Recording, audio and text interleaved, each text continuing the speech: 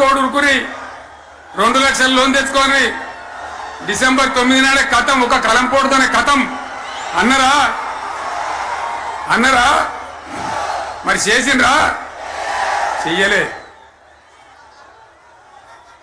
ఇక వడ్లు కొంటే ఒక వడ్లు కాదు, ఆనాడు మనమే కొనుగోలు కేంద్రాలు పెట్టి కనీసం మద్దతు ధర వచ్చేటట్టుగా మొలకొచ్చినా తడిసిపోయినా రంగు మారినా రైతులు కాబట్టి మన బిడ్డలు కాబట్టి గవర్నమెంట్కు 500 కోట్లు నష్టం వచ్చినా సరే మొత్తం కొనురా నేను చెప్పినా కొనిపించిన. బాధ కాలే. వాళ్ళేం చెప్పినారు? పబ్లిక్ను బోల్తా కొట్టేయడానికి మేము క్వింటాల్కి 500 బోనస్ ఇస్తాం, మక్కలకి ఇస్తాం, వడ్లకి ఇస్తాం, ప్రతి పంటకి ఇస్తాం చెప్పిండ్రా? ఇటువంటివి చెప్పుడే కాదు, వీటితోని ఇంకొక 420 హామీలు చెప్పారు. వాళ్ళ నోటికి మొక్కాలే. కళ్యాణ లక్ష్మి కేసీఆర్ 1,00,000 రూపాయలు ఇస్తాడు, మేము వస్తే తులం బంగారం కూడా కల్పిస్తామండి అన్నరా? ఏమన్నా నత్తందా?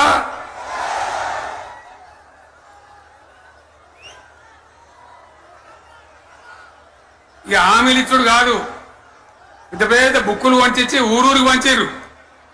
ఇక సిగ్గులేక ఊళ్ళ పంట తిరిగి బాండ్ పేపర్లు రాసిచ్చారు. బాండ్ పేపర్లు ఇంటింటికి తిరిగిండ్రు.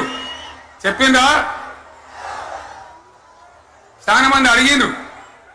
మరి మీరు అడ్డగోలు చెప్తున్నారు, అడ్డం పొడుగు చెప్తున్నారు, ఎటువంటి అంటే చెప్తున్నారు, యాడికెళ్ళి ఇస్తారా భయ అని అడిగిండ్రు. పేపర్ వాళ్ళు అడిగిండ్రు.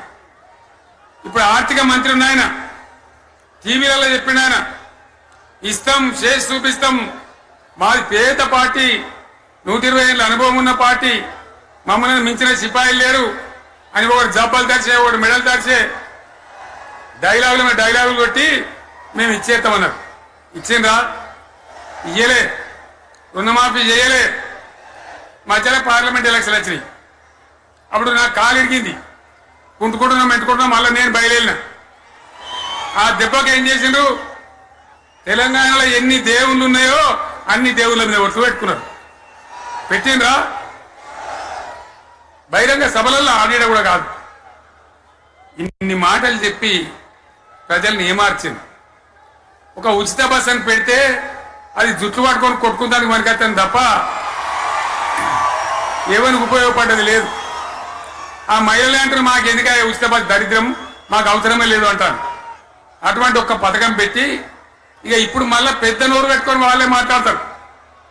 అంటే అంటే మాట్లాడతారు, అబద్ధాలు చెప్తారు. మాట్లాడితే బీఆర్ఎస్ వాళ్ళ మీద నింద, మాట్లాడితే కేసీఆర్ మీద నింద. ఇది ఒక అలవాటు చేసుకొని ఎవరికి నోరుంటే వాంటే లెక్క అనే పద్ధతిలో అడ్డమైన మాటలు మాట్లాడుతూ చాలా ఘోరంగా మోసం చేస్తా ఉన్నారు. ఎట్లున్నదంటే కాంగ్రెస్ వాళ్ళు చెప్పింది, చాలా సిపాయిలం, మా అంత సిపాయి లేడండి. లేదంటే జనం నమ్మితిమి, ఆశపడ్డాం కదా, నమ్మి బోల్తా పడ్డాం కదా, గల్లంత అయినాం కదా. ఒక ఊళ్ళే మొలక నాట్లేసే టైం వస్తే అలుకుడు చేస్తాను, బట్టలు అలుకుతాను. మొలకగా అలుకుడు చేస్తాం కదా, తుకాలు పోయేమా పెద్ద మొగోడని కొన్ని పిలిచిరట.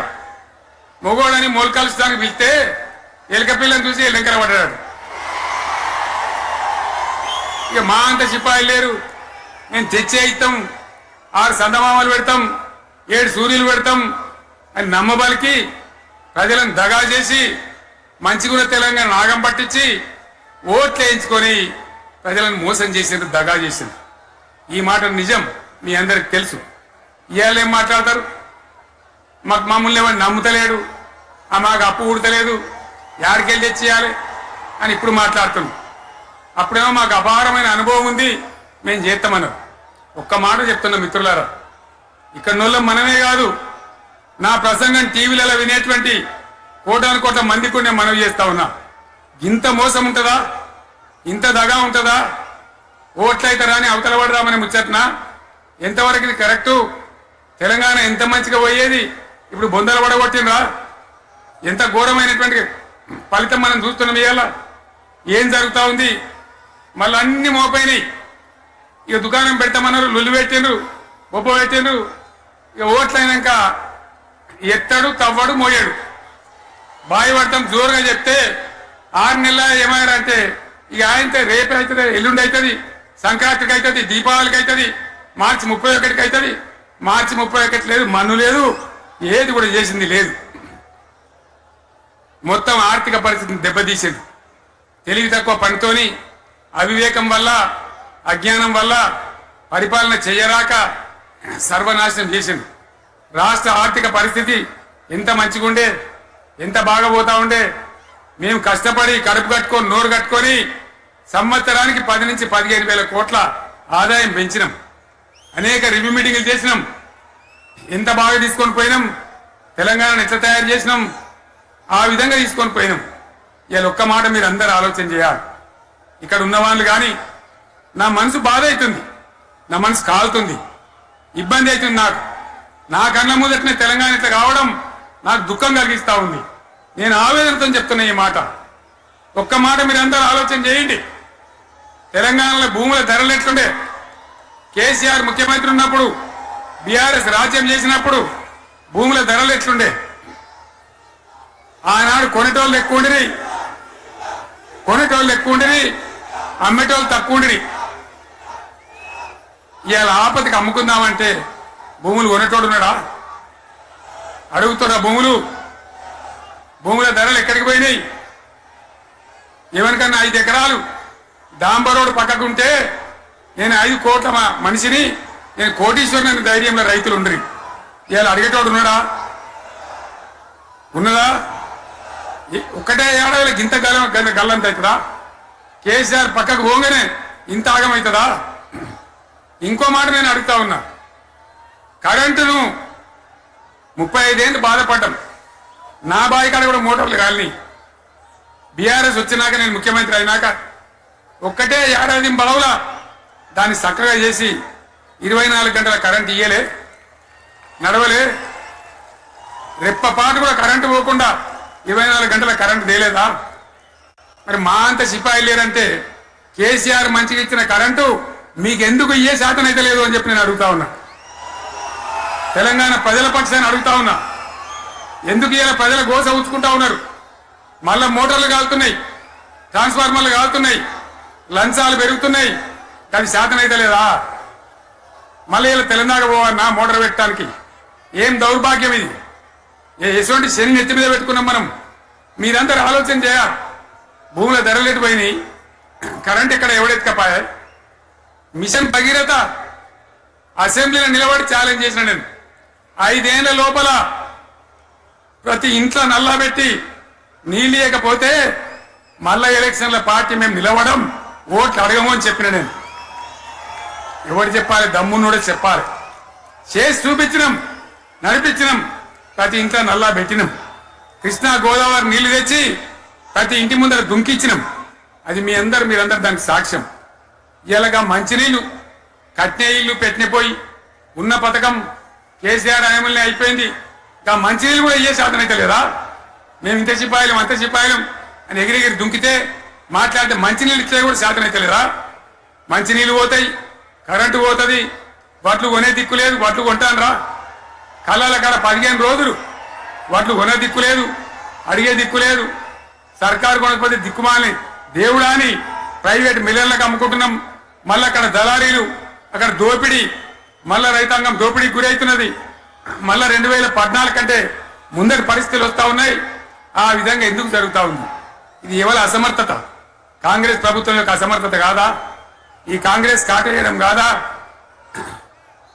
నేను ఒక్కటే మాట మిమ్మల్ని కోరుతా ఉన్నా ప్రజలకు నేను అడుగుతా ఉన్నా పేదలు గుడిసెలు వేసుకుంటారు ప్రభుత్వ జాగాలలో పాపం తెలిసి తెలియక కొన్ని వేసుకుంటారు బీఆర్ఎస్ గవర్నమెంట్ లో హైదరాబాద్తో సహా వరంగల్తో సహా అనేక పట్టణాలలో అనేక ప్రాంతాలలో రాష్ట్ర వ్యాప్తంగా లక్షలాది మందికి మేము పట్టాలు ఇచ్చినాం బుల్డోజర్లు పెట్టి జేసీబీలు పెట్టి మేము చెరువులలో పూడికెళ్ళి తీస్తే వీళ్ళేమో హైడ్రా అని మన బొందా అని పెట్టి పేదల ఇండ్లు కూడా కొడతా ఉన్నారు ఆనాడు చెరువు పూడికెళ్ళి తీసిన బుల్డోజర్లు ఇలా పేదల ఇండ్లు కూడా కొడతా ఉన్నాయి ఇవన్నీ మనం చూస్తా ఉన్నాం చూసి మౌనంగా ఉందామా కొట్లాడదామా ఏం చేద్దాం అనేది మనం ఆలోచించే సమయం వచ్చింది. దేశాన్ని నంబర్ 1 స్థాయిలో నిలబెడితే ఇవాళ 14వ స్థాయికి 15వ స్థాయికి తీసుకొని పోయినారు. నా కళ్ళ ముందన్న గిట్ల జరుగుతుంది, ఇంత మాయల్యమే అవుతుంది, ఇంత మోసం చేస్తారని నేను కూడా అనుకోలే. ఇలా చాలా బాధ కలుగుతా ఉంది, చాలా దుఃఖం కలుగుతా ఉంది. ఇంకా ముందరికి పోవాల్సిన తెలంగాణ ఇలా వెనుకకి అయిపోతున్నా ఉంది. మళ్ళా ఎవరు దీనికి కారణం? ఈ దుర్మార్గులు కాదా? నిలబెట్టి ఖచ్చితంగా అడగాల్సిన అవసరం ప్రజలకు లేదా? అడగాలి. ఎందుకోసం? టైం ఇవ్వాలని మేము కూడా టైం ఇచ్చినాం. ఏమంటారు? మీకేసినట్టు మాకేసిన ఓట్లు, మాకు ఏడాదైనా టైం ఇయ్యరా, ఏడాది అర్థమైన టైం ఇయ్యరా, మీకు కన్నేరురా అని అంటారు. కాబట్టి నేను నోరు తెరవలే, బయటికి రాలే. కృష్ణా జలాల మీద గడబడి జరిగితే ఒక్కసారి అక్కడ నాయకులు తీర్కపోతే నల్లగొండలో పోయి ఒక గర్జన చేసి వచ్చినా కానీ నేను ఎక్కడ బయటికి రాలే, మాట్లాడలే. కానీ ఏడాది అర్థం అయిపోయింది, ఇంకేం పాడైంది? పువ్వు పుట్టంగానే పరిమళిస్తుంది అన్నట్టు ప్రభుత్వం కథ తెలియదా? ఇంకేమున్నా వీళ్ళకి టైం ఎక్కడిది? వీళ్ళు ఏం చేస్తారు? చివరి 6 నెలలు అయితే ఎలక్షన్ అయినాయి. దీనికి ఉన్న టైం 2.5 ఏళ్ళు. ఈ 2.5 ఏళ్లలో వీళ్ళు చేస్తారు, మనం బతికి ముందర పడతామా? అందుకోసం ప్రజానీకం, మేధావులు, తెలంగాణ ప్రజలు దయచేసి అందరూ ఆలోచన చేయాలి.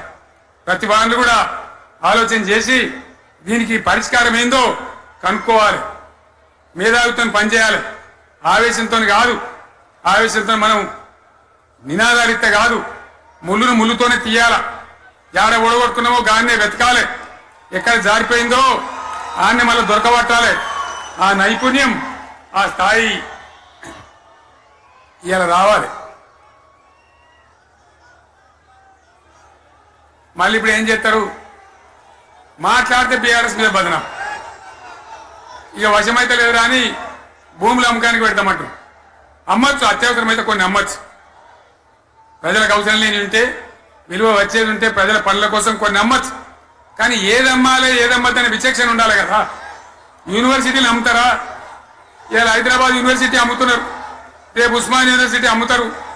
విలువైన భూములు లేని ఇట్లా కథం పట్టుకుంటూ పోతే మిగులుతుందా? కాబట్టి ఇది పద్ధత, ప్రభుత్వం నడిపించే విధానమా? వీళ్ళు ఏ విధంగా గోల్మాలు తిప్పుతున్నారో దయచేసి ఆలోచించాలని చెప్పి నేను మీ అందరిని కూడా కోరుతా ఉన్నా. ఒక్కొక్క ట్రిప్పు నేను యాదగిరి గుట్టకు పోతే అలా ఎకరానికి 10 లక్షల వాల్యూ పెరుగుతుండే. మరి ఇవాళ ఏమైతా ఉంది? ఇవాళ ఏం జరుగుతూ ఉంది? మీరందరూ కూడా ఆలోచన చేయాలని కోరుతా ఉన్నా. ఇవాళ రాజ్యం నడపశాతగాక ఎల్లెంకల పడి రాష్ట్రాన్ని ఆర్థికంగా దివాలు తీసి పిచ్చి పనులన్నీ చేసి ఇవాళ అడ్డం పొడుగు మాట్లాడుతూ ఉన్నారు. అన్ని రంగాలలో ఫెయిల్ అయిపోయింది. ఏ ఒక్క ఈ హుస్నాబాద్ ఇప్పుడు నేను రాగా చూసుకుంటూ వచ్చిన, ఆనాడు కష్టపడి ఈ హరీష్ రావు ఇరిగేషన్ మంత్రిగా ఉన్నప్పుడు ఇలా గౌరెల్లి ప్రాజెక్టు కట్టాం. 90% పూర్తయింది. గౌరెల్లి ఇరిగేషన్ ప్రాజెక్టు ప్రజలకు సంజాయించి భూములు తీసుకొని ఆనాడు తిరిగి 90% పూర్తి చేసినాం. ఏడాది అర్థమైతే కట్టడి మన్ను తీస్తాను రా. పాలమూరు పథకం 80% కంప్లీట్ అయింది. ఎందుకు దాన్ని పెండింగ్ లో పెడుతున్నారు? ఎందుకు దాన్ని పూర్తి చేస్తలేరు? ఈ విధంగా చిన్న మాట, చాలా చిన్న మాట. కేసీఆర్ కిట్ పెట్టినాం, లక్షాధికారుల కోసం పెట్టినాం, కోటీశ్వర్ల కోసం పెట్టినాం. ఎవరి కోసం పెట్టినాం కేసీఆర్ కిట్టు?